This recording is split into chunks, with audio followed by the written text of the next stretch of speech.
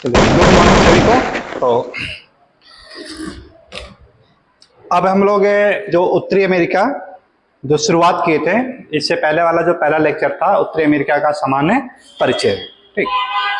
अब उसी को आगे बढ़ाते हैं हम लोग। और इसमें देखिए जो मुख्य रूप से हम लोगों को आगे जो अगला टॉपिक पढ़ना है, उत्तरी अमेरिका का तटीय क्षेत्र। हाँ, क्या टॉपिक होगा? उत्तरी अमेरिका का तटीय क्षेत्र। हेडिंग डाल देते हैं हम लोग, उत्तरी अमेरिका का तटीय क्षेत्र, coastal region of north America. जब भी देखिए किसी भी महाद्वीप का कोस्टल रीजन पढ़ते हैं तो इसी को हम लोग क्या करते हैं, दो भागों में डिवाइड करके पढ़ते हैं। किसी भी महाद्वीप का अगर हम लोग अध्ययन करते हैं तो वहां पे इसको दो भागों में डिवाइड कर लेते हैं हम लोग, भू क्षेत्र को। एक यानी होगा जो कि महाद्वीप का एरिया होगा, और दूसरा जो होता आपका वो क्या होगा, महासागर का एरिया होता है। दूसरा किसका होता है? महासागर का एरिया होगा। महाद्वीप से अंदर देखें हम लोग तो इसमें क्या होगा, देश आते हैं। इसमें क्या आएगा? इसमें कंट्री आते हैं। महासागर के अंतर्गत की बात करें तो इसके अंतर्गत क्या आएगा? आपका सागर आता है। इसके अंतर्गत क्या आता है? सागर। जैसे महाद्वीप के अंदर देश इंक्लूड होता है, उसी तरह से ओशियन के अंदर क्या होगा, सागर जो होगा वो आपका इंक्लूड होता है। पूछा जाता है कौन सा सागर है, किस महासागर का हिस्सा है, किसका हिस्सा नहीं है, ऐसे करके क्वेश्चंस आते हैं ये। फिर उसके बाद देखिए हम लोग देश के अंदर क्या होता है, आपका प्रांत होते हैं, स्टेट। इसके अंतर्गत क्या होता है? प्रांत होता है। यहां पे देखें तो इसके अंतर्गत आपको क्या नजर आता है? खाड़ी नजर आती है। इसके अंतर्गत क्या आएगा आपका? सागर के अंतर्गत खाड़ियां आती है, ठीक ना। प्रांतों की बात करें हम लोग तो इसी प्रांत का जो कोस्टल वाला एरिया होता है उसी को हम लोग, उसमें एक आपका प्रायद्वीप आता है, पेनिनसुला जिसे कहते हैं हम लोग।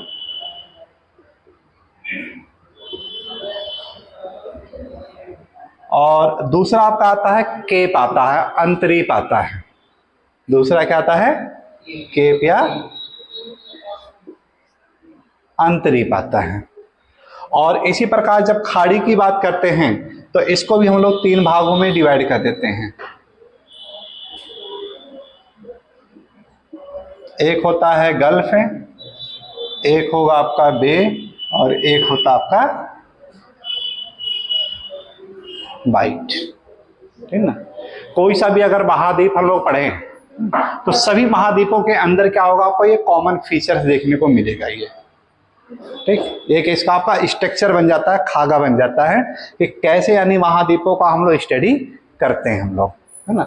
महाद्वीप, महाद्वीप के अंतर्गत देश, देश के अंतर्गत प्रांत, और इसी प्रांत का जो कोस्टल एरिया होगा, और उसी कोस्टल एरिया में एक आपका प्रायद्वीप आ जाएगा, और दूसरा क्या होगा, अंतरीप आता है। प्रायद्वीप मतलब पेनिनसुला, अंतरीप मतलब केप आपका है, बता रहे, ठीक ना।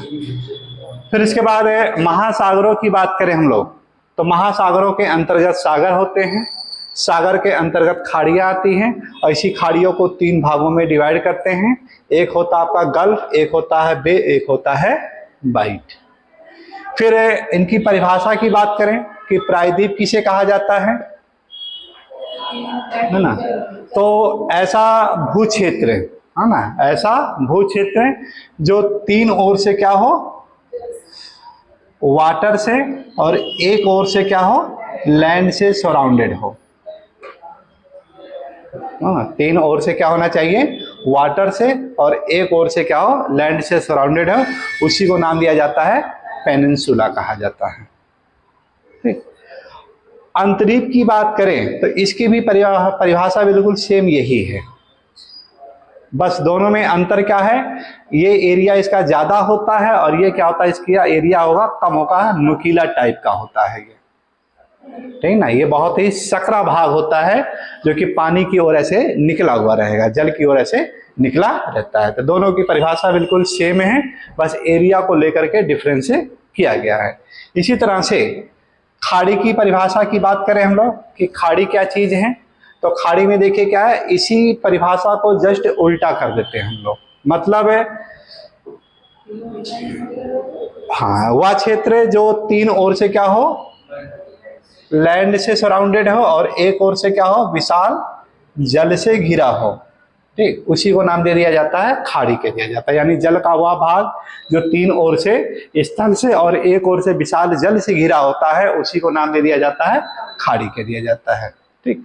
अब एरिया के आधार पर इसको फिर हम लोग क्या करते हैं कि तीन उपवर्गों में डिवाइड कर देते हैं।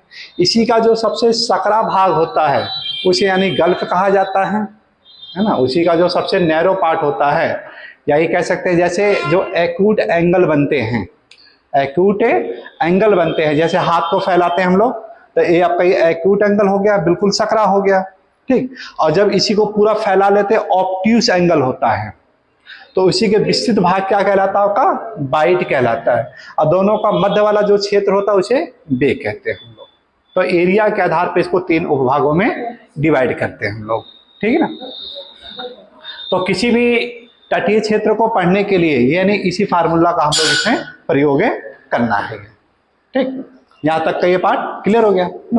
अब जो आज हम लोग महाद्वीप जो पढ़ रहे हैं कि उत्तरी अमेरिका का तटीय क्षेत्र, उसी तटीय क्षेत्र में इन सबको यानी पूरा डिटेल यानी हम लोग पढ़ते चले जाएंगे।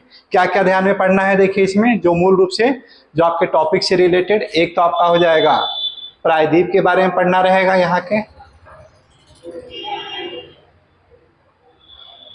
दूसरा है आपका अंतरीप के बारे में पढ़ना रहता है,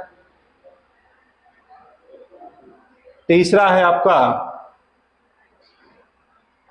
गल्फ के बारे में पढ़ेंगे, चौथा जो आपका है बे के बारे में पढ़ा जाता है, पांचवा आपका है अगर बाइट कहीं पर है उस बाइट के बारे में पढ़ा जाता है। और इसी के क्षेत्र के अंतर्गत कुछ द्वीपों के बारे में पढ़ते हैं हम लोग। तो द्वीप की परिभाषा क्या बताई जाती है कि वह छोटा सा छोटा भू क्षेत्र जो चारों ओर से जल से घिरा हो। तो इसी में क्या होगा आपका चौथा जो आपका होगा द्वीप होगा ये। अब यहां पर इन्हीं सबसे मिलाकर के कुछ संधियां बनती हैं। क्या बनती हैं? कुछ संधियां बनेगी, है ना। तो इसी में एक आएगा आपका जल संधि,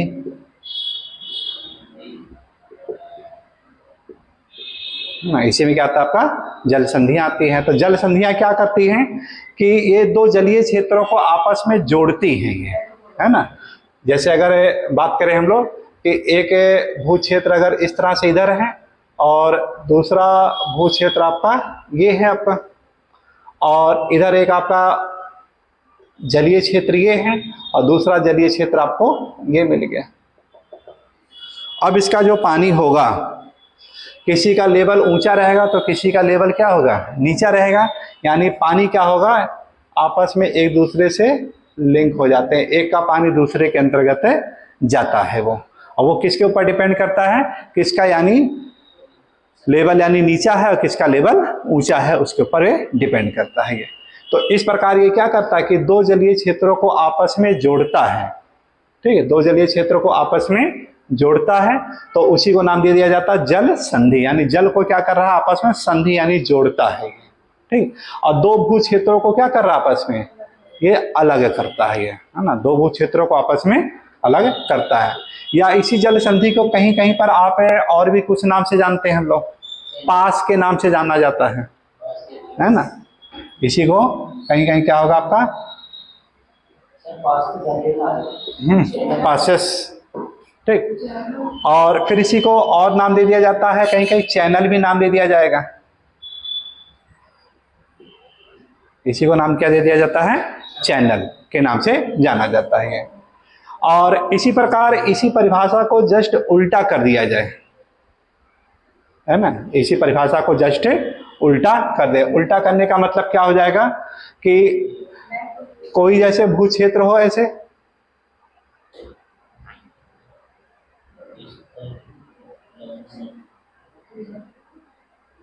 और बहुत ही बारीक भाग हो, बहुत ही उसका पतला भाग हो भू क्षेत्र, और उसके द्वारा दोनों आपस में जुड़े हों, दोनों आपस में क्या हो, जुड़े हों। और यहां से क्या होगा कि एक जलीय क्षेत्र ये आपको ये अलग हो जाएगा, और दूसरा जलीय क्षेत्र क्या हो जाएगा, ये आपका ये इससे अलग हो जाता है। कुछ ऐसा भी देखने को मिलता है ऐसे, है ना। तो इसी को यानी आप जो नाम देते हैं इस्थमस कहते हैं इसी को। इसी क्या नाम दिया जाता है, इस्थमस। मतलब यहां से क्या हुआ कि जो जल संधि है, जल संधि की परिभाषा को जस्ट उल्टा कर दिया जाए, अपोजिट, विपरीत, तो विपरीत क्या हो जाता है आपका, इस्थमस। क्या इस्थमस क्या करता है कि वह भू क्षेत्र का बहुत ही सकरा भाग होता है, दो, जो क्या करता है कि दो भू क्षेत्रों को आपस में जोड़ता है, और वहीं पे दो जल क्षेत्रों को आपस में एक दूसरे से सेपरेट करता है, अलग करता है। तो ऐसे ऐसे आपको इस्थमस भी कहीं कहीं नजर आते हैं आपको ये, ठीक है ना। तो इतने चीजें, सारी चीजों को पूरा का पूरा डिटेल इसे हम लोगों को पढ़ना रहता है ये, है ना। और इसी के सहारे कुछ और भी यानी एक चीज हम लोग पढ़ लेते हैं हम लोग कि इसी के साथ साथ यानी कुछ आपके धाराएं जो होती हैं, क्योंकि तट के साथ ये भी आपके ये होते हैं ये, है ना। तो इतने सब पोर्शन को यहाँ पे पढ़ना रहेगा ये, ठीक। और जब हम लोग प्रांतों की बात करते हैं या देश की बात करते हैं, तो इसके कुछ अंतर इंटरनल जल बॉडी को भी पढ़ते हैं हम लोग, इनके इंटरनल जल बॉडी को पढ़ते हैं। इंटरनल जल बॉडी की मतलब क्या है, वाटर बॉडी की मतलब क्या है कि वहां पर कुछ आपके झील रहेंगे आंतरिक रूप से, है ना, कुछ क्या होंगे, झील होंगे, और झील के तट पर यानी आपके शहर बसे रहते हैं। पूछे जाते हैं ऐसे क्वेश्चन, है ना, कि झील के तट पर बसे हुए शहर कौन से हैं। या वहां पर क्या होगा, आपकी नदी होगी, वहां पर क्या होती है, नदी होती, और इस प्रकार नदी के किनारे जो बसे हुए शहर हैं उनके बारे में पूछा जाता है। और तीसरा जो शहर पूछा जाता है वो आपका बंदरगाह के रूप में पूछा जाता है।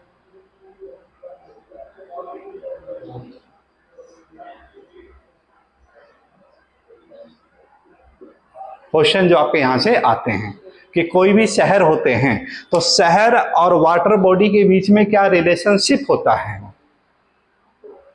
क्या रिलेशनशिप होता है, क्योंकि यही दोनों का जो अंतर संबंध होता है वहां की जैव विविधता का मूल आधार होता है, बायोडाइवर्सिटी का मूल आधार होता है। और भूगोल में हम लोग हमेशा क्या करना है कि पर्यावरण को ध्यान में रख करके पढ़ना, वहां की बायोडाइवर्सिटी को ध्यान में रखते हुए पढ़ना है कि कौन सा शहर किस झील के तट पर बसा हुआ है, वो झील उस शहर के बायोडाइवर्सिटी को कैसे प्रभावित कर रही है। इसी प्रकार कौन सा शहर है किस नदी के तट पर बसा हुआ है और वो नदी वहां की बायोडाइवर्सिटी को कैसे प्रभावित करता है। इसी प्रकार है कौन सा शहर है जो कि बंदरगाह के रूप में विकसित हुआ है और वो बंदरगाह यानी वहां के बायोडाइवर्सिटी से कैसे वो प्रभावित हो रही है। ठीक, यहाँ से ऐसे ऐसे क्वेश्चन करके आता है ये, है ना। अब आगे देखते हैं हम लोग यहाँ के मैप से रिलेटेड एक मैप बनाते हैं और उस मैप के इस तरह से कोस्टल एरिया का पूरा हम लोग भ्रमण करते हैं ये।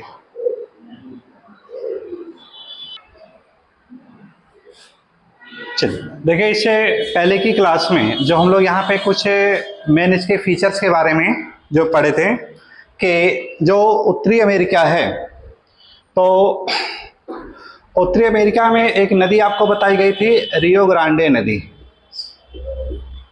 रियो ग्रांडे नदी। इसी रियो ग्रांडे नदी का जो उत्तर वाला जो क्षेत्र था उसको नाम दिया जाता था आंग्ल अमेरिका का नाम दिया गया है, आंग्ल अमेरिका नाम दिया गया था, जहां पर यूके का उपनिवेश था, या ये कह सकते हैं उस स्थान पर ब्रिटिश लैंग्वेज यानी बोली जाती थी। और इसी रियो ग्रांडे का जो दक्षिण वाला जो पोर्शन था ये या तो नीदरलैंड के उपनिवेश में आते थे, या पुर्तगाल के उपनिवेश में आते थे, या स्पेन के आते थे, या फ्रांसों की कॉलोनी हुआ करते थे। और इनकी जो सामूहिक भाषा हुआ करते थे उसी को लैटिन कहा जाता था, या उसी को लैटिन अमेरिका नाम दिया जाता था।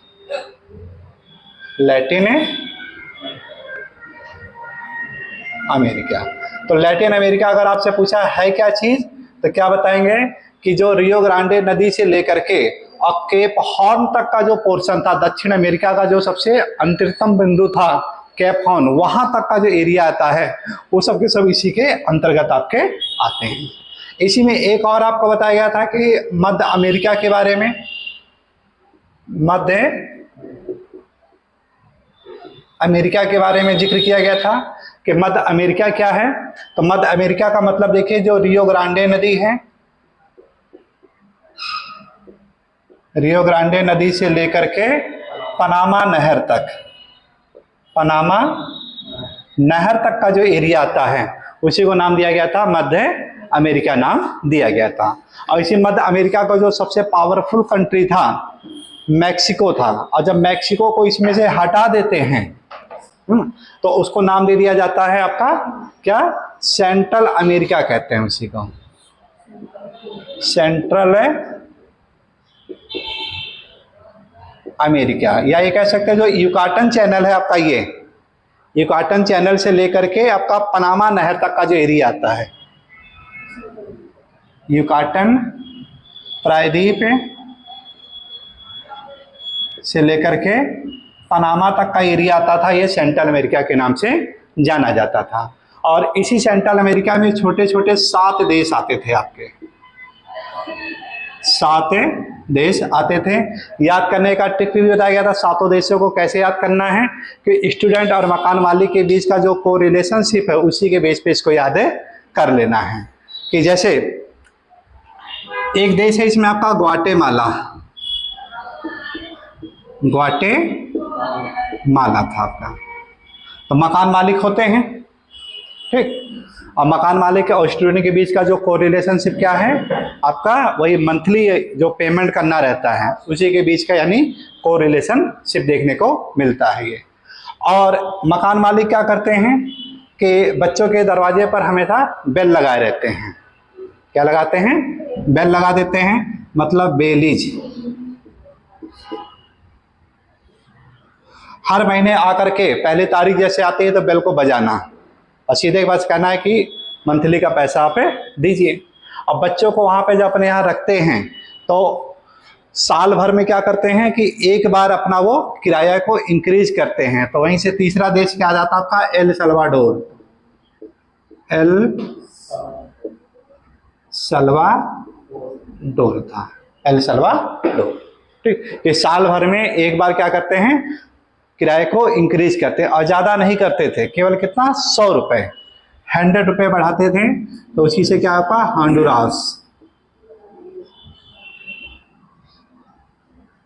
होंडुरास। जो बच्चा उनकी शर्त को मान लेता था वो वहां पर रहेगा और जो नहीं मानता था उसको क्या करते थे, निकाल देते थे। निकारागुआ,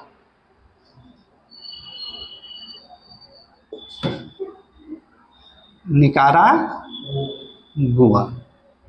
और इस प्रकार जो मकान मालिक होते हैं अपने रूम रेंट का यानी जो कॉस्ट होता है इंक्रीज करने का एक तरीका ढूंढ रहे हैं ये, है ना, कोस्टारिका।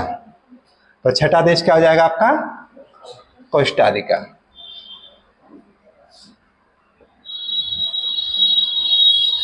और जब ये सारी चीजें जब कॉस्ट वॉस्ट को अपना बढ़ा करके किराया लेके वसूल के चले जाते हैं तो जाते समय क्या करते हैं, एक पान लेते हैं और पान मुंह में दबा करके आगे बढ़ जाते हैं पनामा। अब इन 7 देशों में से 2 देश हैं जो सबसे ज्यादा महत्वपूर्ण थे। एक था आपका बेलीज, बहुत ज्यादा महत्वपूर्ण था।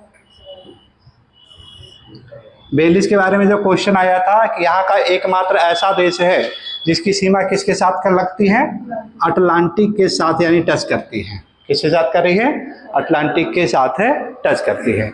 और इसी प्रकार जो एल सल्वाडोर है यहाँ का एकमात्र ऐसा देश है जिसकी सीमा केवल किसके साथ कर रही है, पैसिफिक के साथ, यानी टच करती है। बाकी जो 5 देश हैं उनकी सीमाएं क्या है, दोनों ही महासागरों के साथ ये टच करती थी।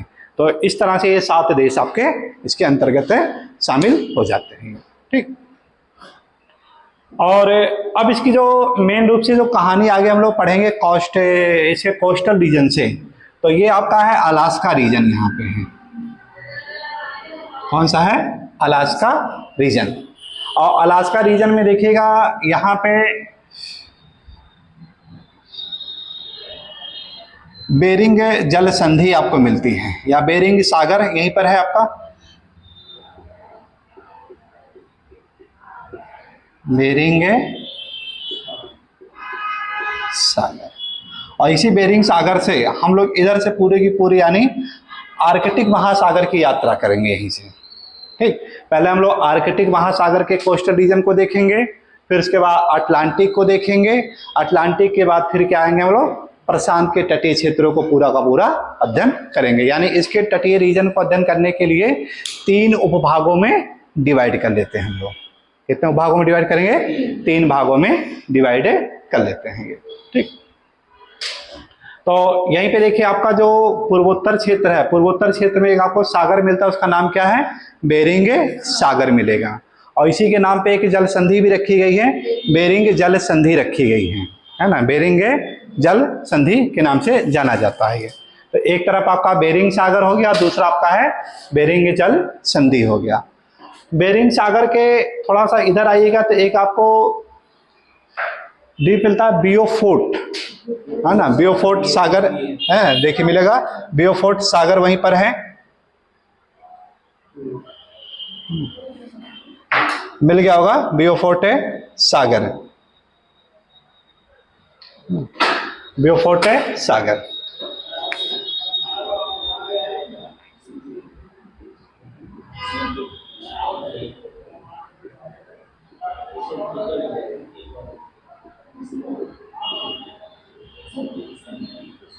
बियोफोर्ट सागर। तो अगर पूछा जाए कि बियोफोर्ट सागर यह है किस महासागर का उपभाग है, कैसे महासागर का उपभाग है, तो उत्तर क्या बताएंगे आप लोग, आर्कटिक का है ये। किसका है ये, आर्कटिक का ये अंतर्गत आपका ये शामिल आता है ये।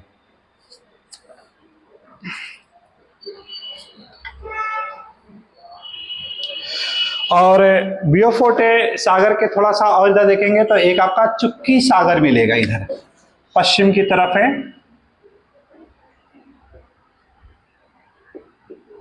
चुक्की सागर। हालांकि चुक्की सागर है जब हम लोग एशिया महाद्वीप पढ़ते हैं तो उसके अंतर्गत पढ़ा जाता है कि किसके अंतर्गत पढ़ेंगे हम लोग, चुक्की सागर कहाँ पे आ जाएगा, एशिया महाद्वीप के अंतर्गत आ जाता है ना। तो एक ये क्या कर रहा है, एक लिंक का काम करता है ये, कि एक तरफ यानी बियोफोर्ट सागर है और चुक्की सागर क्या करता है, एशिया से यानी वो लिंक यानी कनेक्टेड हो जाता है आपका ये। तो एक आपका चुक्की सागर, और चुक्की सागर के यहाँ पे देखा जाए तो आपका है क्या, बियोफोर्ट सागर आपका है। बियोफोर्ट सागर के बाद देखिए वहां पे कुछ आपको द्वीप मिलेंगे, एक आपका है बैंक द्वीप मिलता है,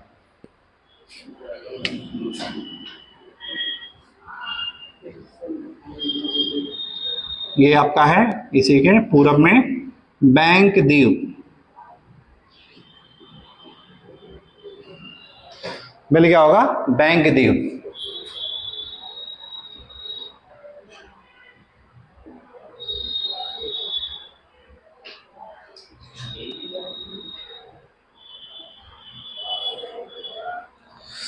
बैंक सभी लोग जानते हैं, है ना। तो बैंक नाम से देखिए कई चीज आता है ना। बैंक मतलब किनारा भी होता है, ठीक। बैंक एक होता है जो कि मनी से रिलेटेड है, और एक बैंक है जो कि द्वीप के नाम से भी जाना जाता है। भूगोल में अगर बैंक आ जाए कि बैंक क्या चीज है, तो यहाँ पर क्या है, द्वीप वाला जो पोर्शन होगा ज्यादा इंपॉर्टेंट हो जाता है ये। किससे रिलेटेड है, द्वीप से को रिलेटेड है आपका ज्यादा है ये। फिर बैंक द्वीप के थोड़ा सा दक्षिण में देखें तो एक आपको और मिलता है विक्टोरिया, क्या मिलेगा, विक्टोरिया। विक्टोरिया झील कहां पर है, बता सकता है कोई? विक्टोरिया झील कहां पे है? अफ्रीका। विश्व की दूसरी सबसे बड़ी मीठे पानी की झील थी वो। तो विक्टोरिया नाम का देखिए झील भी है, और विक्टोरिया नाम का द्वीप भी है, और विक्टोरिया नाम का वाटरफॉल भी है ना। विक्टोरिया नाम का क्या है? वाटरफॉल भी है। तो विक्टोरिया वाटरफॉल किस नदी पर है?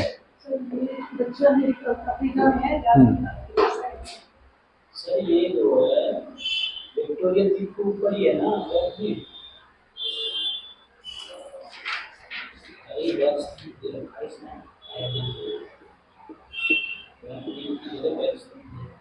विक्टोरिया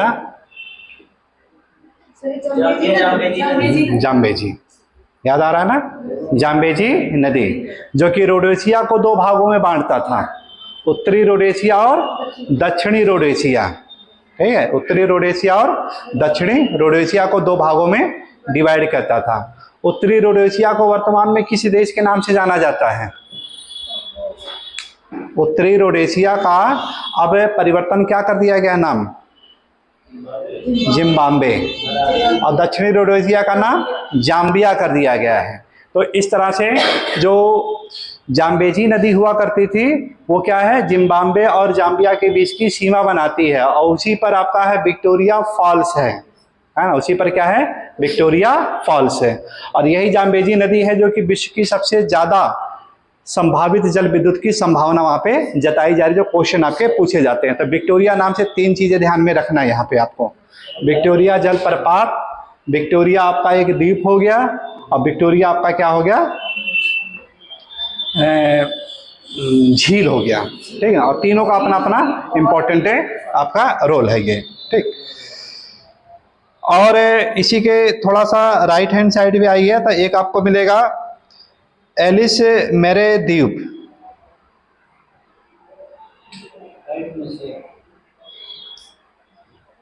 एलिस मरे मिला कि नहीं है? उत्तर की तरफ है, ऐसे आइएगा तो यहाँ पे एलिस मरे द्वीप इस तरफ ऐसे मिलता है।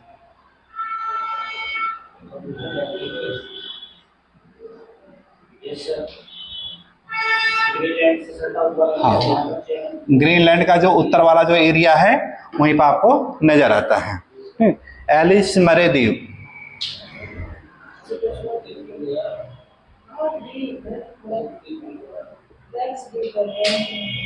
एलिस से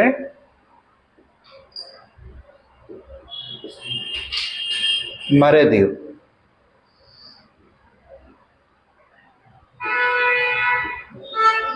मिल गया होगा, देखें एलिस से मरे द्वीप। तो ग्रीनलैंड है, ग्रीनलैंड के आपका जो पूर्वोत्तर वाला क्षेत्र वहीं पर आपका ये नजर आता है। ये तो यहीं पे एक आपको है बेफिन द्वीप मिलता है, जहां पे ग्रीनलैंड है, ग्रीनलैंड का जो पश्चिम वाला क्षेत्र है।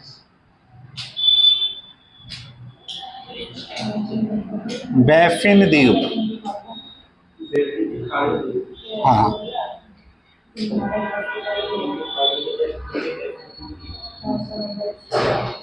बेफिन द्वीप नजर आता है ये।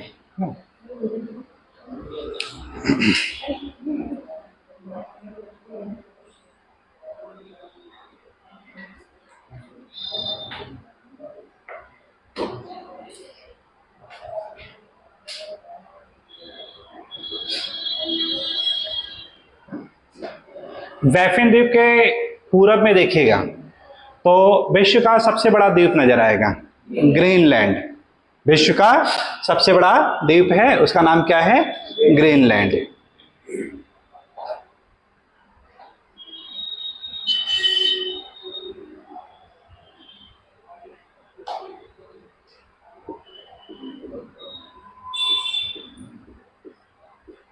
ग्रीनलैंड आपको नजर आता है। ग्रीनलैंड पर किस देश का अधिकार है? तो डेनमार्क के। वहीं पे देखिए आपको डेनमार्क लिखा होगा उसी में।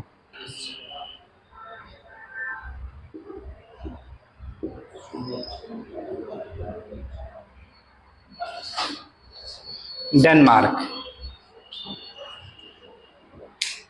डेनमार्क की राजधानी बता सकते हैं?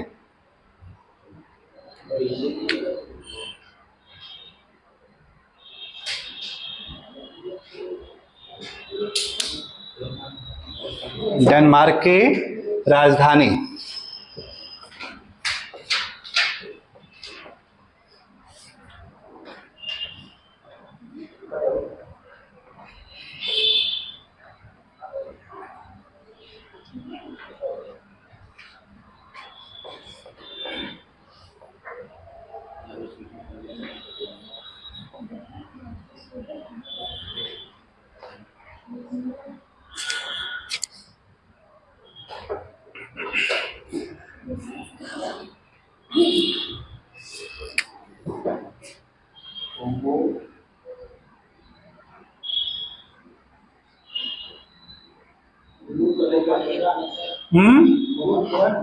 क्या चीज?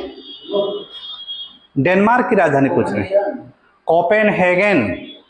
डेनमार्क की राजधानी क्या है? कोपेन। ये यहाँ यूरोप में मिलेगा ना डेनमार्क, ठीक है। डेनमार्क कहाँ पे है? यहाँ पे कोपेनहेगन मिल गया होगा, कोपेनहेगन।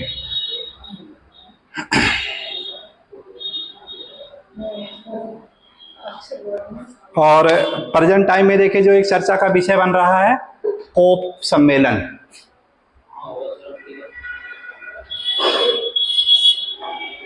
एशिया में होने जा रहा है, मध्य एशिया में, ठीक है ना। मध्य एशिया में 11 नवंबर से आपका ये स्टार्ट हो रहा है ये। तो ग्रीनलैंड की राजधानी बनाई गई है एक बंदरगाह के रूप में, नुक। कौन सी राजधानी है? नुक। नुक का दूसरा नाम क्या है? गॉड थाप। गॉड है थाप, है ना। गॉड है थाप यहाँ की राजधानी। तो दो नाम से जानते रहिएगा इसको, एक आपका है नुक है और दूसरा क्या है? गॉड है थाप है ये।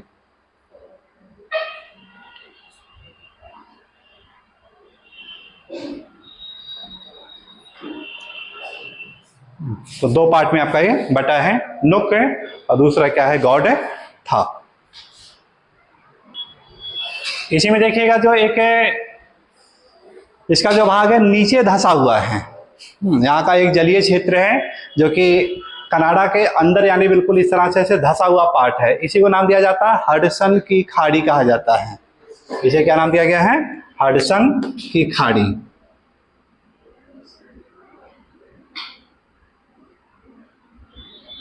हडसन की खाड़ी नाम दिया गया है, ठीक।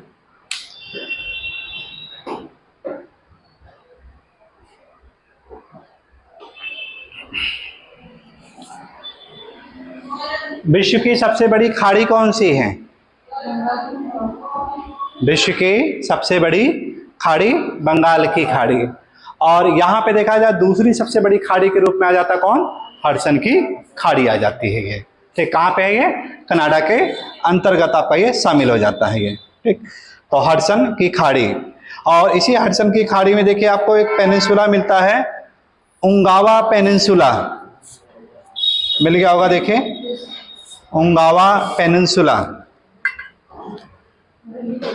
ये वाला जो पार्ट है देखें, ये इस तरह से ऐसे निकला हुआ है ऐसे, ये इसी को नाम दिया जाता है उंगावा पेनिनसुला।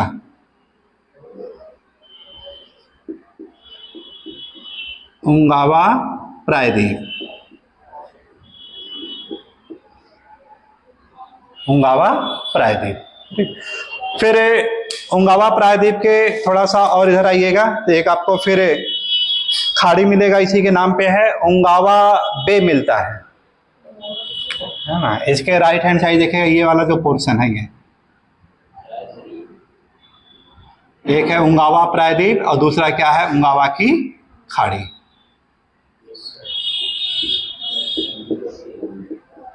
उंगावा की खाड़ी मिल गया। तो हडसन की खाड़ी, हडसन की खाड़ी के पूरब आपका क्या मिला? उंगावा प्रायद्वीप। और उंगावा प्रायद्वीप के पूरब में क्या मिला आपका? उंगावा की खाड़ी। और इसके और राइट हैंड साइड चाहिएगा तो आपको मिलेगा लैब्राडोर सागर। ये जो हिस्सा है लैब्राडोर सागर, लैब्राडोर सागर के नाम से जाना जाता है। यही लैब्राडोर सागर जो होता है ये क्या करता है, ग्रीनलैंड को उसके मुख्य भूभाग से अलग कर देता है। क्वेश्चन जो आपको यही आपका पूछा गया था कि कौन सा सागर है जो कि ग्रीनलैंड को उसके मुख्य भूभाग से अलग करता है, तो उत्तर क्या होगा, लैब्राडोर सागर। तो ये लैब्राडोर सागर कैसा होगा, ये शीतकाल में ये जम जाता है, ये है ना, ये क्या हो जाता है, शीतकाल में जम जाता है। ये लैब्राडोर सागर से थोड़ा सा इधर आइएगा तो आपको एक लैंड मिलेगा जो कि बाद में जोड़ा गया है, न्यू फाउंड लैंड मिल गया होगा, देखिए न्यू फाउंड लैंड, जहां पे लैब्राडोर सागर है। तो लैब्राडोर सागर से इस प्रकार ऐसे ये निकला हुआ ऐसे पार्ट है, इसे बना लीजिएगा ये। तो शुरुआती दौर में इसके बारे में पता नहीं था, बाद में इसको ढूंढा गया है, इसीलिए इसको नाम ही दे दिया गया है, न्यू फाउंड लैंड नाम दे दिया गया है।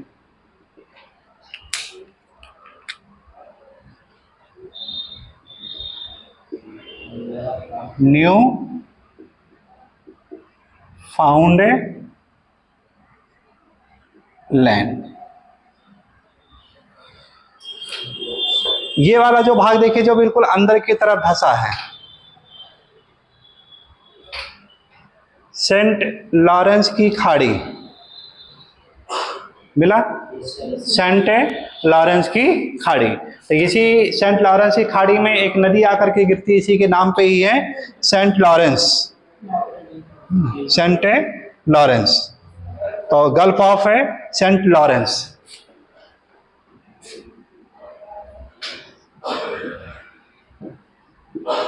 सेंट लॉरेंस की खाड़ी। पानी कैसा होगा यहाँ का, मीठा होगा, ये पानी कैसा है, मीठा है ये, ठीक। और यही कारण है यहाँ पे मछलियाँ भी काफ़ी ज़्यादा है। तो उत्तर में देखिए न्यू फाउंड लैंड और उसके दक्षिण में आपका है सेंट लॉरेंस की खाड़ी मिल गया होगा आपको। फिर इसके थोड़ा सा और आते हैं हम लोग, तो यहीं पे आपको नोवा स्कोशिया मिलेगा, आपको नोवा स्कोशिया।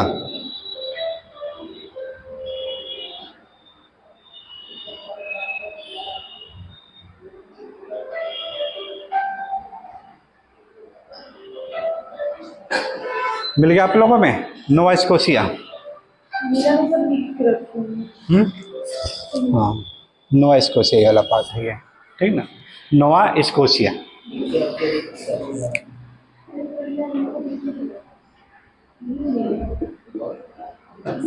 Nova Scotia. और इसी नोवा स्कोशिया के पास एक देखेंगे जहां पर विश्व का सबसे ऊंचा ज्वार आता है। क्वेश्चन आया था आपका, विश्व का सबसे ऊंचा ज्वार किस खाड़ी में आता है, तो उत्तर क्या होगा, फंडी की खाड़ी। नहीं, कौन सी खाड़ी है, फंडी की खाड़ी। मिला कि नहीं, बे ऑफ फंडे।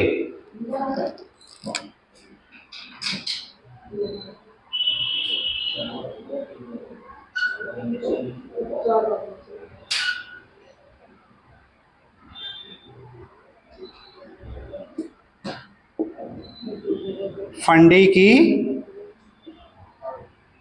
खाड़ी। तो अभी तक देखिए जो सब पार्ट जो हम लोग पढ़ रहे हैं सबके सब ये किसके अंतर्गत आता है, तो उत्तर का कनाडा के पार्ट के अंतर्गत आता है। फंडी की खाड़ी तक का जो हिस्सा आएगा ये किस देश का तटीय क्षेत्र आएगा, तो उत्तर क्या होगा, कनाडा। यानी यहाँ से हम लोग जो शुरुआत किए थे बियोफोर्ट सागर से लेकर के और पूरा का पूरा ये फंडी की खाड़ी ये किसके तटीय क्षेत्र में आएगा, कनाडा के अंतर्गत आए। विश्व का सबसे लंबा तटीय क्षेत्र किसका है, तो कनाडा। तो कनाडा का जो तटीय क्षेत्र है उसके एरिया में ये सारी चीजें आपको देखने को मिल रही हैं। यहीं पर आपको बियोफोर्ट सागर मिला, आपका बैंक द्वीप मिला, विक्टोरिया द्वीप मिला, एलिस मरे द्वीप, वेफिन द्वीप, ग्रीनलैंड है आपका, हडसन की खाड़ी, उंगावा प्रायद्वीप, उंगावा की खाड़ी, लैब्राडोर सागर, Newfoundland, Saint Lawrence की खाड़ी, नोवा स्कोशिया और फंडी की खाड़ी है। अब फंडी की खाड़ी से जब आगे की तरफ चलते हैं दक्षिण की ओर, अब वहां से जो कोस्टल रीजन मिलेगा आपको, किसका मिलेगा? यूएसए का मिलना शुरू हो जाएगा। वो किसका मिलेगा? यूएसए का मिलेगा आपको ये। तो अब यूएसए की तरफ देखिए, जब हम लोग बढ़ रहे हैं यहां पे, तो एक आपको मिलता है लॉन्ग द्वीप मिलता है। और जब लॉन्ग द्वीप पूछा जाता है, बहुत ही कंफ्यूजन का क्वेश्चन मिलता है, ठीक है ना। एक है आपका जो लॉन्ग द्वीप है, कहाँ पाया जाता था? तंजानिया में पाया जाता था, ठीक है ना। जंजीबार, जिसे लॉन्ग द्वीप की उपमा दी जाती है। जंजीबार को क्या नाम दिया जाता है? लॉन्ग द्वीप की उपमा। और उसी लॉन्ग द्वीप के जंजीबार के पास में एक और आपको मिलता है पंबा द्वीप, है ना, पंबा द्वीप मिलता था, ठीक। तो तंजानिया के पार्ट हुआ करते थे। वो विश्व में किस लिए प्रसिद्ध थे? लौंग उत्पादन के लिए जाना जाता था। विश्व का सबसे ज्यादा जो लौंग उत्पादन वही जंजीबार करता है, आपका तंजानिया का है। तो यहाँ पे उसी के नाम पे एक आपका है लौंग द्वीप के नाम से जाना जाता है। कौन सा है?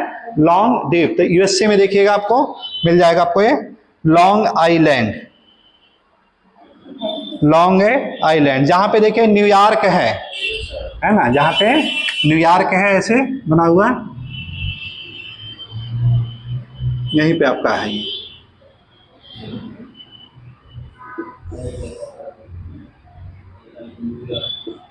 लॉन्ग द्वीप, है ना। तो लॉन्ग द्वीप ये किसके अंतर्गत आ जाएगा? यूएसए के अंतर्गत आता है ये, ठीक। लॉन्ग द्वीप के थोड़ा सा और दक्षिण की ओर चलते हैं, तो वहां पे मिलेगा आपको चेसापीक बे मिलता है, चेसापीक बे।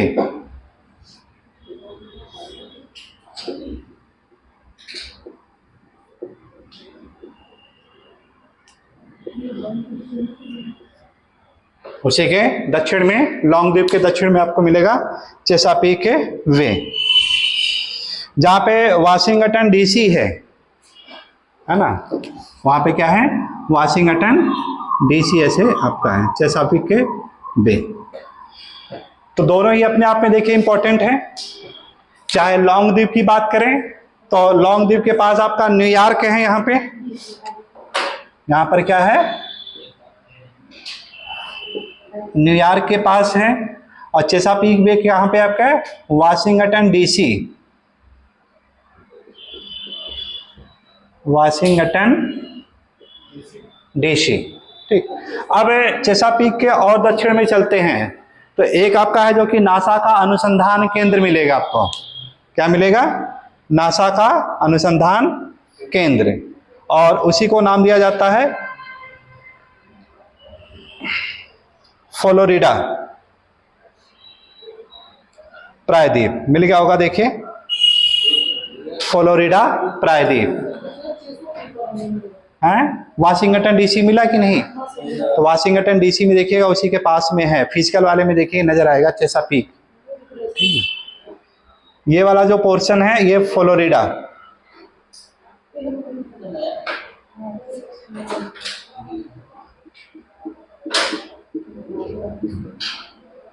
फ्लोरिडा, जहां पे नासा का अनुसंधान केंद्र स्थापित किया गया है। फ्लोरिडा के पूरब में देखिएगा तो यहां पे एक आपको सागर मिलता है, सारगैसो सागर।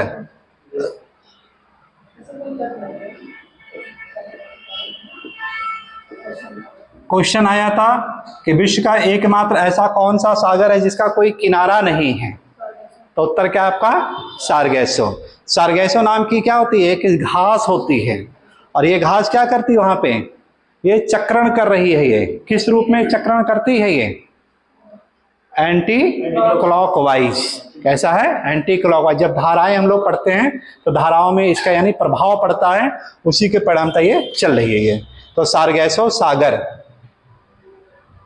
सारगैसो सागर। फिर यहां पे एक प्रायद्वीप मिलता है, ये युकाटन प्रायद्वीप।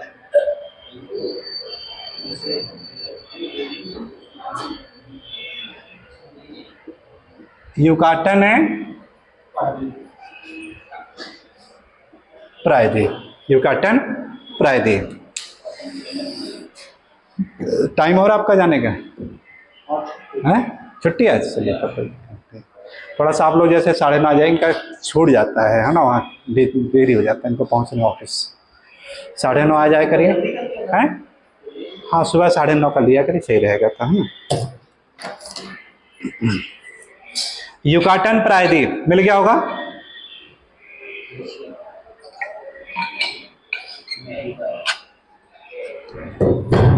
युकाटन प्रायद्वीप और फ्लोरिडा प्रायद्वीप दोनों के बीच में देखिए एक आपको गल्फ मिलेगा, और वो गल्फ क्या होगा, विश्व की सबसे लार्जेस्ट गल्फ कहलाती है। क्वेश्चन आया है वर्ल्ड की सबसे लार्जेस्ट गल्फ कौन सी है, तो गल्फ ऑफ मैक्सिको, मैक्सिको की खाड़ी।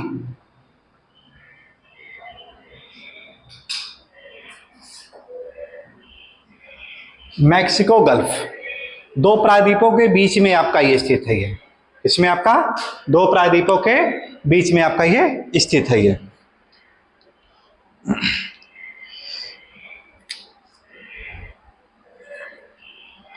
और इसके बाद आइएगा तो मैक्सिको गल्फ से थोड़ा सा पूरब की तरफ आइएगा, तो यहाँ पे एक आपको सागर मिलेगा, कैरेबियन सागर। अभी कैरेबियन सागर को पूरा हम लोग डिटेल पढ़ेंगे।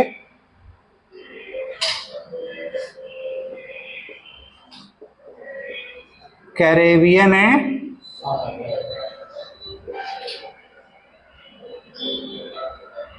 सागर, और इसी कैरेबियन सागर में एक बहुत बड़ा सा रॉक हुआ करता था, चट्टान।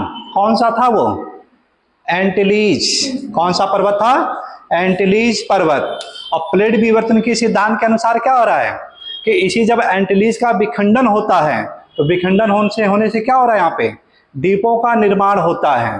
और इन्हीं द्वीपों को क्या करते हैं हम लोग, दो भागों में डिवाइड कर लेते हैं। एक होगा आपका लेसर एंटिलीज और एक होगा आपका ग्रेटर एंटिलीज। यानी जो बड़े बड़े द्वीप बने हैं उसे नाम क्या दिया गया है, ग्रेटर एंटिलीज। और जो छोटे छोटे द्वीप मिले हैं बने हैं उसे क्या नाम दिया गया है, लेसर एंटिलीज। अभी कैरिबियन सागर को पूरा डिटेल पढ़ेंगे, पूरा मैप के साथ उसको अध्ययन करेंगे, उन लेसर और ग्रेटर एंटिलीज के द्वीपों को पूरा डिटेल। ठीक, तो कैरिबियन सागर, और कैरिबियन सागर में इस तरह से दो भागों में इसको हम लोग डिवाइड कर लेते हैं द्वीपों को।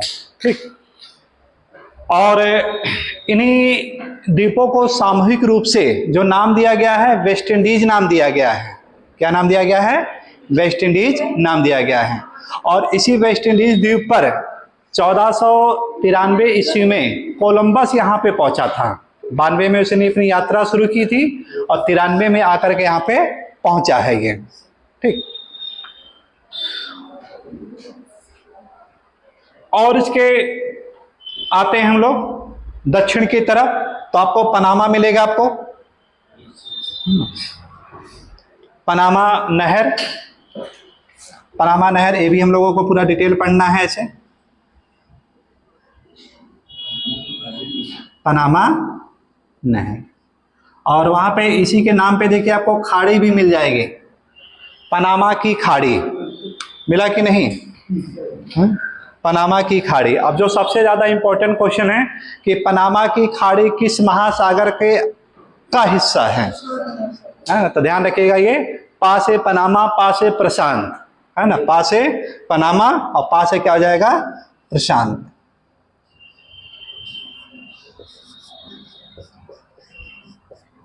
पनामा की खाड़ी। अब इसके बाद आते हैं हम लोग इस एरिया में आते हैं, ये वाला जो भाग है जो कि भविष्य में आने वाले समय में क्या होगा, ये टूट करके इससे अलग हो जाएगा, ये कैलिफोर्निया प्रायद्वीप।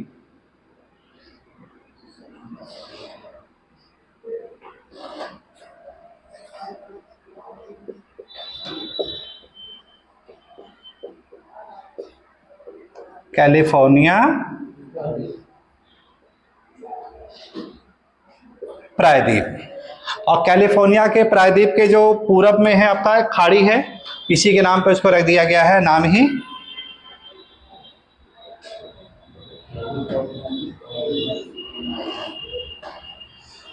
कैलिफोर्निया की खाड़ी।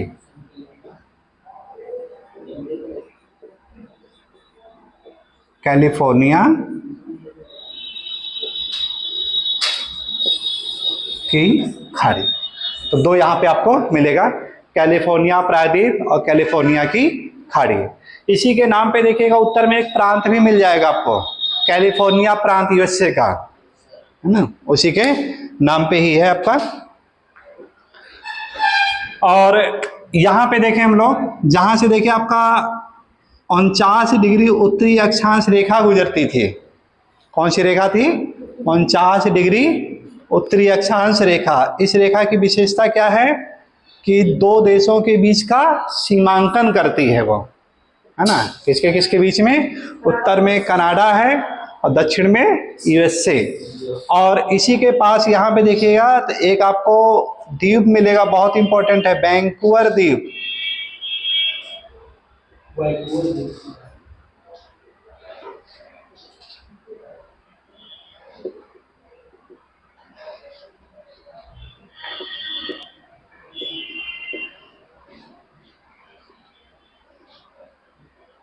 वैंकूवर द्वीप। तो वैंकूवर द्वीप किस देश के हिस्से के अंतर्गत आएगा? तो उत्तर क्या होगा आपका? ये कनाडा का है। ये किसका पार्ट है? ये कनाडा। अब हम लोग कहाँ पे चल रहे हैं? कनाडा के तटीय क्षेत्र में फिर आपको वापिस आ गए हम लोग, है ना, कनाडा का तटीय क्षेत्र फिर आ जाते हैं हम लोग। तो वैंकूवर द्वीप, वैंकूवर द्वीप से थोड़ा सा और उत्तर की तरफ चलते हैं तो वहां पे आपको अलेक्जेंडर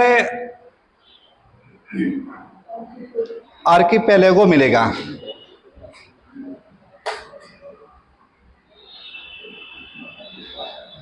ऐसे द्वीपों का एक समूह है।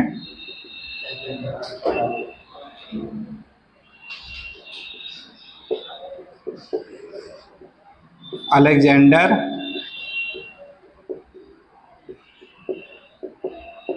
आर्किपेलागो। तो एक आर्क के रूप में बनता है यहाँ पे जो द्वीप, कैसा है कि आर्क के रूप में बना है, इसीलिए आर्किपेलागो नाम दे दिया गया है, अलेक्जेंडर आर्किपेलागो। अलेक्जेंडर आर्किपेलागो ये किसका हिस्सा आएगा? तो उत्तर का कनाडा का ही आपका ये भी पार्ट है। और थोड़ा सा आते हैं हम लोग तो गल्फ ऑफ अलास्का मिलेगा आपको, अलास्का की खाड़ी।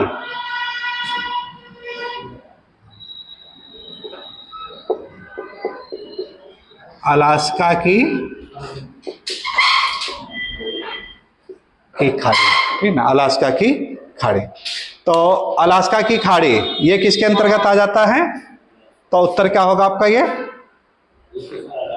ये अलास्का का अंतर्गत है। हाँ ध्यान रखिएगा, ये जो अलेक्जेंडर आर्किपेलागो है, ये कभी ना कभी ये रसिया का भाग हुआ करता था। ये किसका भाग हुआ करता था? रशिया का अंतर्गत आता था। बाद में ये पूरा का पूरा हिस्सा किसको बेच दिया गया था? यूएसए को बेच दिया गया था। तो ध्यान में ये रखना है कि जो अलेक्जेंडर आर्किपेलागो है ये मैक्सिमम पार्ट किसके साथ टच कर रहा है? ये कनाडा के साथ, लेकिन कनाडा का इस पर अधिकार नहीं रहा अब, है ना। अब किसका है? ये यूएसए के अंतर्गत। देखिएगा इसका जो कलर आपका है पिंक कलर से किया गया है, और पिंक वाला जो कलर आपका है यूएसए का हिस्सा दिखाया गया है ये। लेकिन इसी के पास एक द्वीप है क्वीन आइलैंड, ये बहुत इंपॉर्टेंट है ना। क्वीन है, सॉरी क्या नाम है? क्वीन है, क्वीन है कैरेटो आइलैंड मिला हुआ, देखिए क्वीन कैरेटो आइलैंड।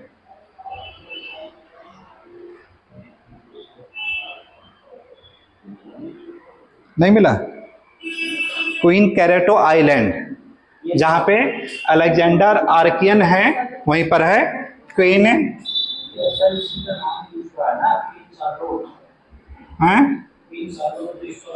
हाँ देखिएगा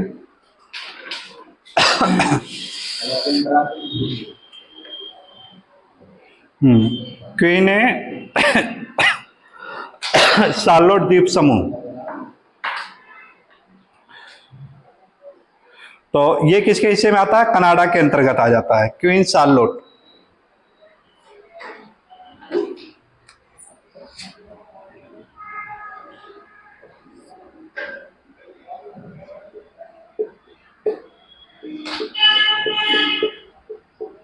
क्वीन है शार्लोट है द्वीप समूह, क्वीन शार्लोट है द्वीप समूह। और इसके बाद दूसरा देखिए आपको मिलेगा एल्यूसियन द्वीप समूह, अलास्का की खाड़ी के उधर देखें पास ही में, तो आपको उत्तर की तरफ मिलेगा आपको एल्यूसियन द्वीप समूह। ये जो हिस्सा निकला है इसे एल्यूसियन द्वीप समूह।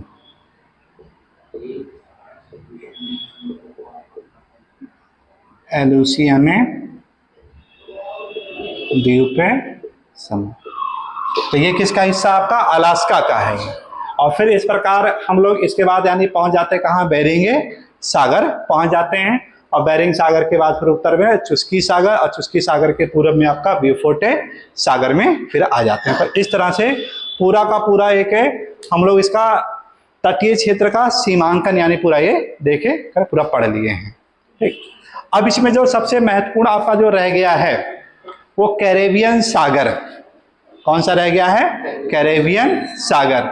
और उसी कैरेबियन सागर में जो पर्वत पाया जाता था एंटीलीज पर्वत, उस पर्वत के बारे में हम लोग पूरा डिटेल पढ़ते हैं ये। ठीक, तो यहां तक इसको पूरा का पूरा इसको नोट कर लीजिएगा इसको।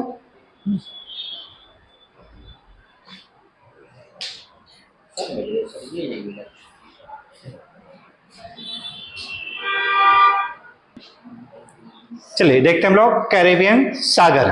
और इसी कैरेबियन सागर में हैरी हेस ने बताया था कि एक बहुत बड़ी सी चट्टान थी और उसे चट्टान का नाम क्या था? एंटिलीस। क्या नाम था उसका? एंटिलीस हुआ करता था।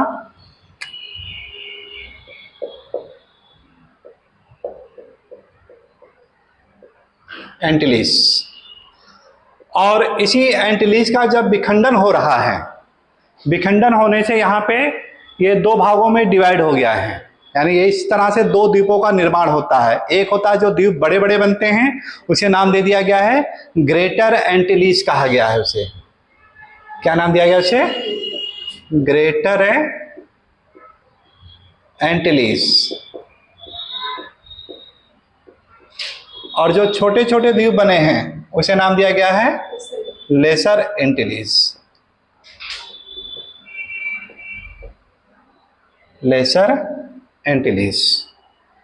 यहां पर देखिए जो मानचित्र में देखें तो ये आपका है फ्लोरिडा।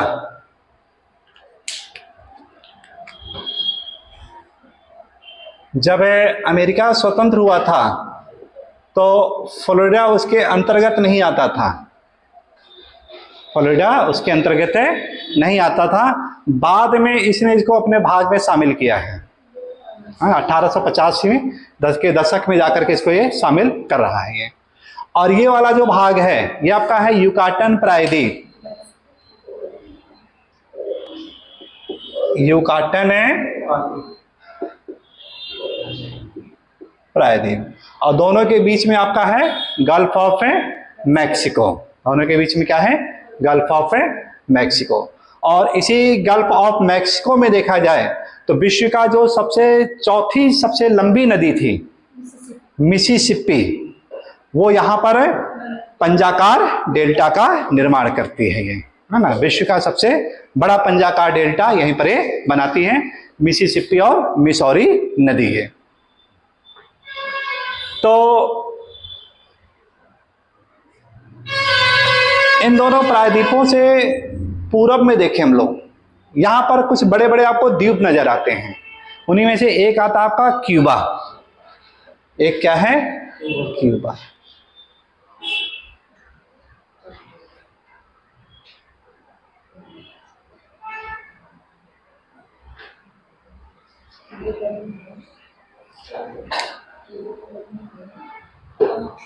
तो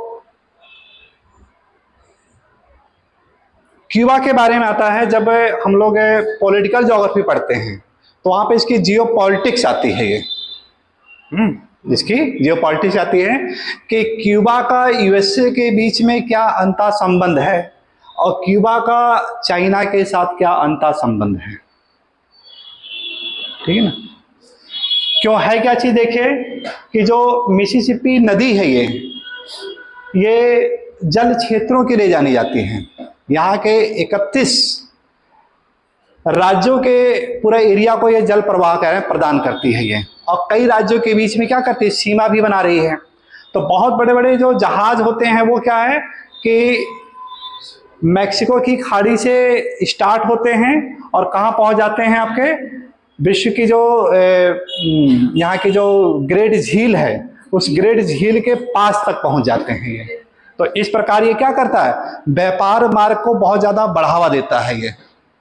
और व्यापार मार्ग को बढ़ावा देने का मतलब क्या है कि कोई भी देश आएगा तो इसके साथ व्यापारिक संबंध करेगा, और जब व्यापारिक संबंध करेगा तो क्या होगा, क्यूबा से होकर के वो जाएगा ये, क्यूबा से होकर के। यानी ये इस तरह से कह दिया जाए कि क्यूबा क्या है, इसके लिए अर्थव्यवस्था का साधन भी है और इसके लिए क्या है, विनाशक भी है।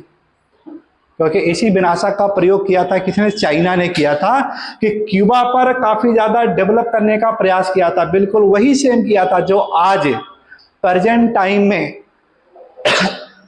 चाहे पाकिस्तान के साथ कर रहा है या श्रीलंका के साथ कर रहा है या म्यांमार के साथ कर रहा है, भारत को घेरने के लिए। यानी इससे पहले उसने जियोपॉलिटिक्स क्या है, यूएसए के साथ खेल चुका है वो, लेकिन वहां पर क्या वो फ्लॉप हो गया था, उसके साथ है सफल नहीं हो पाया। क्यों, क्योंकि जितना ये सहयोग किया क्यूबा का, उससे ज्यादा सहयोग यूएसए ने क्यूबा का कर दिया। अब क्यूबा को लगा कि यूएसए से अगर ये लाभ प्राप्त करना है तो उसका पीछा यानी छोड़ दीजिए भाई, एक मियान में दो तलवार तो रहेगा, एक ही रहेगा, है ना। तो एक जब यहां से सपोर्ट ज्यादा मिल रहा है तो उसका जो प्रतिद्वंदी है उसका साथ छोड़ देना ही भलाई है। तो प्रेजेंट टाइम में क्यूबा का जो मूल विकास का आधार देखिए क्या मिल जाता है कि ये यूएसए मिल जाता है ना। यूएसए को लगा कि अगर चाइना यहां पर अपना अड्डा जमा लिया तो यहां से मिसाइल को क्या है, इसके ऊपर अटैक करना आसान हो जाएगा ये, और इसीलिए इसने उसको दूर करने के लिए क्यूबा का इतना डेवलप किया कि क्यूबा यानी इसका बिल्कुल पिछलग्गू बनकर रह गया ये, ठीक ना। भारत के साथ भी ऐसा हुआ, श्रीलंका को घेरने का प्रयास करना, ठीक, अंत में जब वहां पे सफल नहीं हुआ तो वहां पे इकोनॉमिकल डिक्लाइन कर देना सारा चीज, आर्थिक मंदी ले आना, ठीक। तो इस प्रकार एक क्या है, जियोपॉलिटिक्स, एक क्यूबा और इस तरह इनके बीच में, यानी ये कह सकते हैं जो हाउस हेफर की संकल्पना है या जेलिन की संकल्पना है वो कहीं ना कहीं इसके साथ ये नजर आती है। तो क्यूबा का बहुत इंपॉर्टेंट रोल आता है ये, ठीक ना। क्यूबा के पूरब में देखेंगे तो वहां पर देखिए आपको दो देशों का एक समूह मिलता है,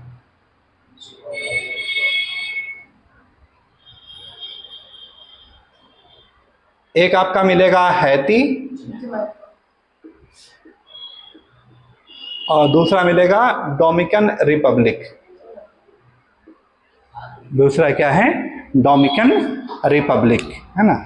देखिएगा बड़ा सा द्वीप बना है आपका, उसी पर दो देशों का अधिकार है। पूर्व में डोमिनिकन रिपब्लिक है और पश्चिम में आपका हैती है, और जो द्वीप का नाम है हिस्पैनियोला।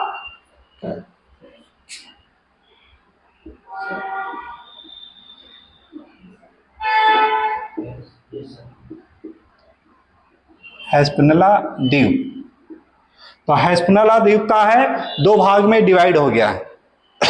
पूरब में है एक देश बन गया, उसका नाम क्या है, डोमिनिकन रिपब्लिक, और पश्चिम में क्या होगा आपका, हैती।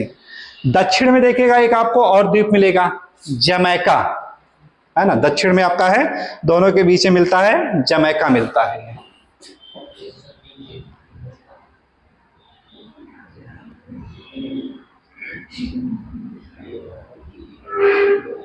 जमैका। डोमिनिकन रिपब्लिक के पूरब में देखिएगा तो एक आपको मिलेगा प्यूर्टो रिको,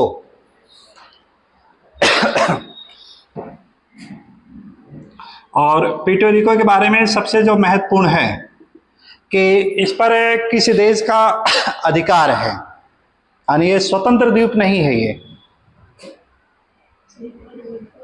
वहीं पे देखिए मिलेगा यूएसए, प्यूर्टो रिको,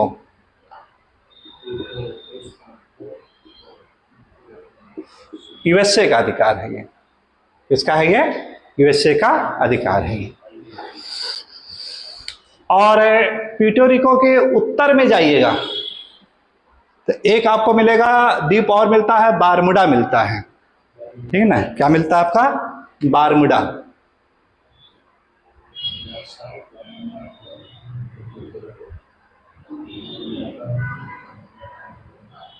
बारमूडा द्वीप, बारमूडा द्वीप। और फ्लोरिडा, बारमूडा और प्यूर्टोरिको, ये दोनों तीनों मिल करके क्या करते हैं, ट्रायंगल का निर्माण करते हैं। ये इसी को किस नाम से जाना जाता है, बारमूडा ट्रायंगल कहा जाता है इसी को।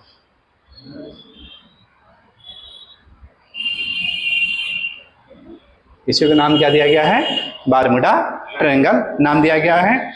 अब यहाँ पे जो दो द्वीप बनते हैं आपके, एक बारमूडा द्वीप पर किसका अधिकार है, यूके का अधिकार है, ध्यान रखना। ये किसके अंतर्गत आता है, यूके के अंतर्गत। वहीं पे प्यूर्टोरिको किसके अंतर्गत है, यूएसए के अंतर्गत है ये।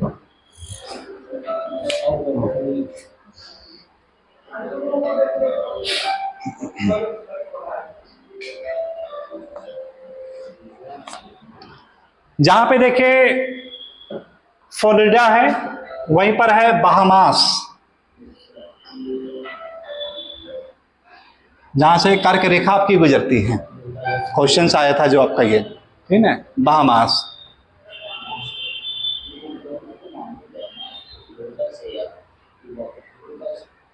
बहामास, ठीक। तो इस प्रकार ये क्या कर रही है, एक ट्रायंगल का निर्माण करते हैं।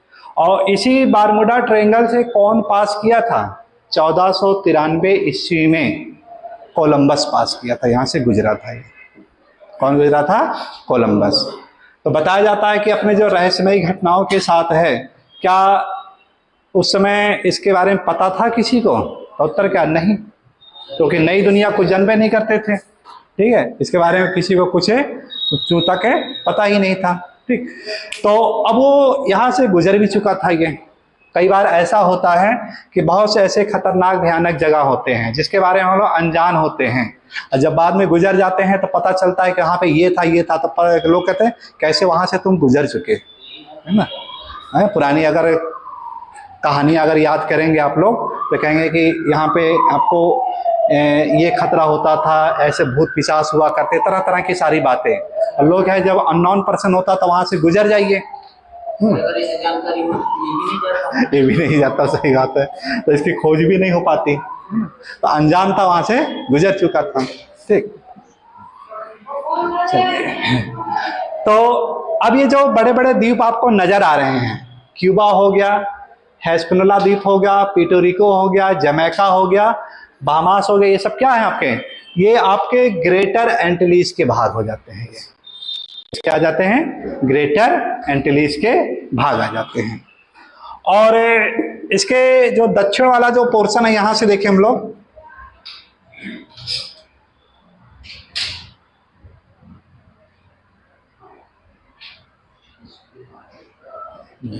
ये आपका दक्षिण अमेरिका का पार्ट आ जाता है। ये इसका पार्ट आता है, दक्षिण अमेरिका आ जाता है।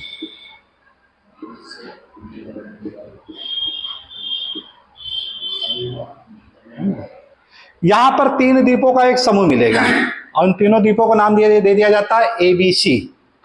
क्या नाम दिया जाता है, ABC द्वीप कहते हैं। ए का मतलब क्या है, यहां पे एरुवा द्वीप। ए का मतलब क्या है, एरुवा द्वीप।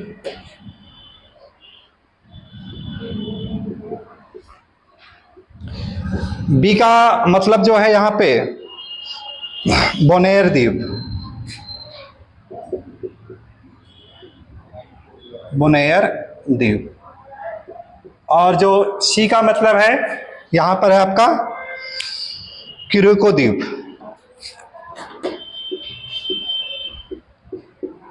क्यूरिको द्वीप। 3 द्वीप हैं ये। और तीनों द्वीप की जो सबसे बड़ी खासियत है कि तीनों पर अधिकार किसका है, तो उत्तर क्या होगा, नीदरलैंड का है। इसका है नीदरलैंड का। जो उत्तरी अमेरिका है, तो सॉरी दक्षिण अमेरिका, तो दक्षिण अमेरिका में देखिए आपको झील नजर आ रहा है, जो कि पेट्रोल उत्पादन के लिए जाना जाता है ना। यहाँ पे झील है, पेट्रोल उत्पादन के लिए जाना जाता है। कौन सी झील है वो, दक्षिण अमेरिका का जो पेट्रोल उत्पादन के लिए जाना जाता है, कौन सी झील पढ़े थे हम लोग? माराकाइबो झील। कौन सा था? माराकाइबो झील। और माराकाइबो झील के यहाँ पे देखिएगा तो यहाँ पे एरुबा द्वीप मिलता है आपको। इसका एक आपको बड़ा सा मिलेगा एरुबा द्वीप।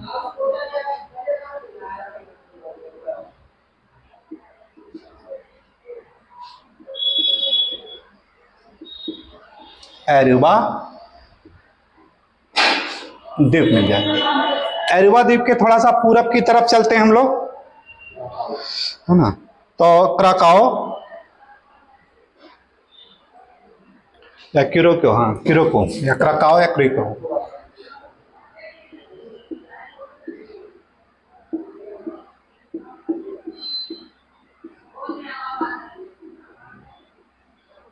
दूसरा है। और तीसरा जो आपका है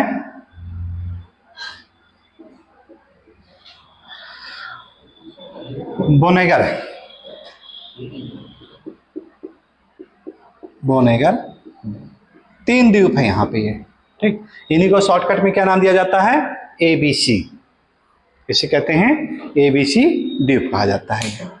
तीनों द्वीप पर किसका अधिकार है? उत्तर क्या बताएंगे आप लोग? नीदरलैंड का ये अधिकार के अंतर्गत आता है।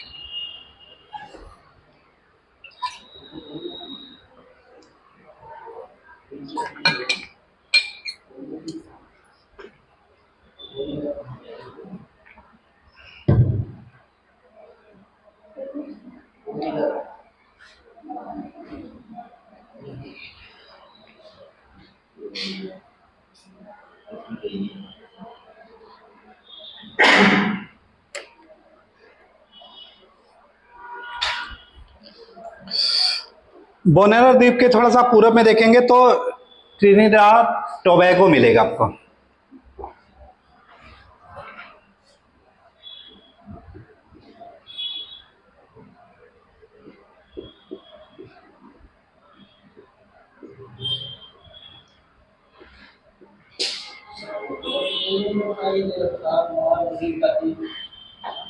हैं?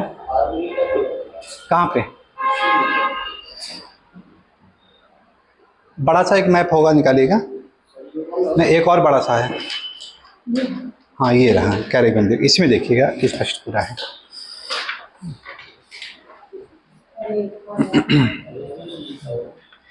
Trinidad Tobago. और यहीं से देखिएगा कि छोटे छोटे ऐसे द्वीपों का एक समूह जा रहा है ये।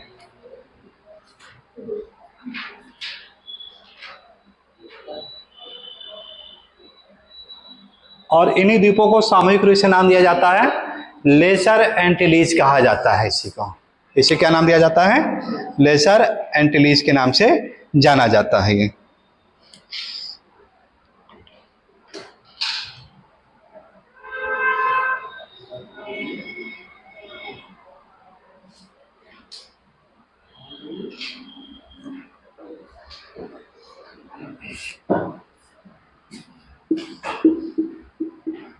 लेसर एंटिलीज।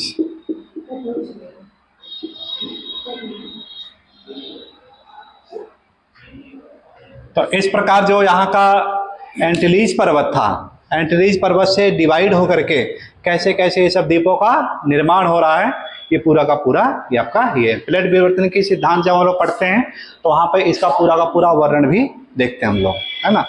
कि जब महासागर पढ़ेंगे अटलांटिक, तो अटलांटिक में यहाँ के गर्तों के बारे में पढ़ा जाता है कि अटलांटिक महासागर का सबसे गहरा गर्त कौन सा है। तो उत्तर क्या आएगा आपका? ये आपका है पीटोरिको, जहाँ पे द्वीप है वहीं पे एक गर्त आपका पीटोरिको गर्त है, उसी के नाम पे वो रखा गया है ये।